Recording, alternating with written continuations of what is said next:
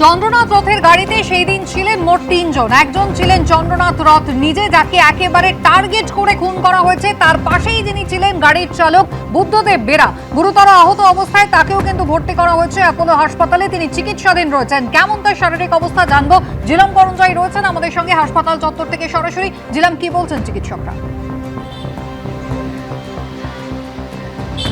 একদমই অস্ত্রোপচার হয়ে গেছে, তার প্রায় 36 ঘন্টা হতে চলেছে। চিকিৎসকরা বলছেন 72 ঘন্টা না কাটলে তাকে বিপদমুক্ত কিনা বলা যাবে না। তবে এই মুহূর্তে তার শারীরিক অবস্থা স্থিতিশীল, তিনি ক্রিটিক্যাল আছেন, সংকটজনক অবশ্যই আছেন, ভেন্টিলেটরি সাপোর্টে আছেন। তবে তার ক্ষেত্রে যেটা গতকাল অস্ত্রোপচার হয়েছে রাত 1:30 থেকে সকালবেলা 7টা অবধি, সেক্ষেত্রে দেখা গিয়েছে তার যে 3টে বুলেট শরীরে ঢুকেছিল সেগুলো বের করতে তার চিকিৎসকরা সক্ষম হয়েছে। বিভিন্ন মাল্টিডিসিপ্লিনারি চিকিৎসকরা মিলে একটা মেডিকেল টিম করে তার চিকিৎসা চলছে। এবং একই সঙ্গে তোমাকে জানিয়ে রাখবো, তার চেস্টে অর্থাৎ বুকে যে বুলেট গানশট ইঞ্জুরি হয়েছিল সেটা ফুসফুসের গা ঘেঁষে বেরিয়ে গেছিলো, ফুসফুসে ইঞ্জুরি হয়েছে এবং যকৃতেও ইঞ্জুরি হয়েছিল। এই দুটো নিয়ে চিকিৎসকরা চিন্তিত। সেখানে রিকভারি যত দ্রুত হবে তিনি তত দ্রুত স্বাভাবিক জীবনে ফিরতে পারবেন। এবং তোমাকে আরও একটা কথা জানিয়ে রাখি, তিনি যখন আহত হয়ে গুলিবিদ্ধ হয়ে মধ্যমগ্রামে হাসপাতালে যান, তখন তাকে যখন রিসাসিটেট করে স্টেবিলাইজ করে জ্ঞান ফেরানো হয়, তিনি চিকিৎসকদের বলেছিলেন যে আমাকে দ্রুত সুস্থ করুন, আমি তারপরে সব কথা বলবো। উনি হচ্ছেন একমাত্র প্রত্যক্ষদর্শী যিনি বেঁচে আছেন এবং তার বেঁচে থাকা এবং তার সুস্থ হওয়াটা অত্যন্ত জরুরি এই তদন্তের ক্ষেত্রে। জিলাম, ধন্যবাদ। ব্রতদেব, তোমাকেও ধন্যবাদ। শুভেন্দু অধিকারীর আত্মসহায়ক চন্দ্রনাথ রথ খুনের ঘটনায় নয়া তথ্য পুলিশের হাতে। আমরা এই মুহূর্তে রয়েছি বারাসাতের 11 নম্বর রেলগেটের সামনে। যে ছবি আমরা এখানে দেখাচ্ছি, এই যে 11 নম্বর রেলগেট সংলগ্ন যে রাস্তা যেখানে ওয়াগন দাঁড়িয়ে রয়েছে, এই জায়গাতেই কিন্তু পুলিশ সূত্রে খবর যে চন্দ্রনাথ খুনে ব্যবহৃত নিসান মাইক্রা গাড়ি সেটা দীর্ঘ সময় এখানে রাখা ছিল। যেখানে খুনের ঘটনা ঘটে, চন্দ্রনাথের স্করপিওর সামনে নিসান মাইক্রা গাড়ি এসে দাঁড়ায় এবং ঠিক তারপরেই তাকে নৃশংসভাবে খুন করা হয়।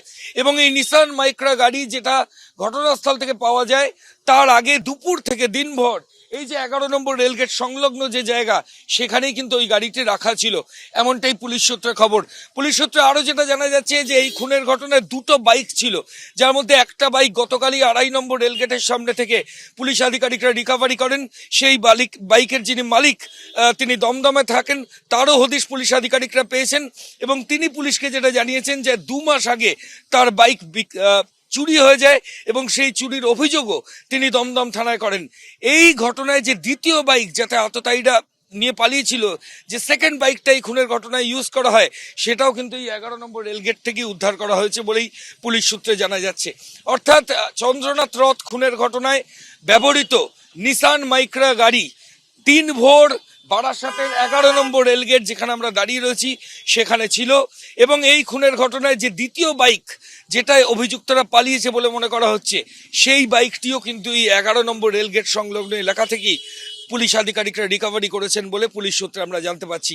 কেন অভিযুক্তরা এখানে ফেলে গেল, নিসান মাইক্রা গাড়িটি বা কেন এখানে রাখা ছিল, আমি একটু জায়গাটা দেখাবো। এই যে স্টেশন সংলগ্ন 11 নম্বর রেলগেট সংলগ্ন যে জায়গা, সেটার একটা বড় জায়গায় কিন্তু আমরা দেখছি যে লরি দাঁড়িয়ে থাকে এবং এই লরি দাঁড়িয়ে থাকার কারণে সেখানে অনেক সাধারণ গাড়ি সেগুলো ঢোকে না। সম্ভবত সেই সুযোগই অভিযুক্তরা নিয়েছিল।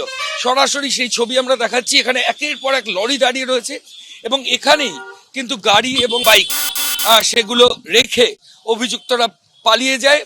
গাড়িটিকে সারাদিন এখানে রাখা হয়, পরে অপারেশনের জন্য এখান থেকে নিয়ে যাওয়া হয় এবং যে বাইক অপারেশন ইউজ করা হয় সে বাইকটিকে আবার এখানে রেখে অভিযুক্তরা পালিয়ে যায়। ক্যামেরায় পার্থপ্রতিম রায়ের সঙ্গে ময়ূখ ঠাকুর চক্রবর্তী, এবিপি আনন্দ, উত্তর 24 পরগনা।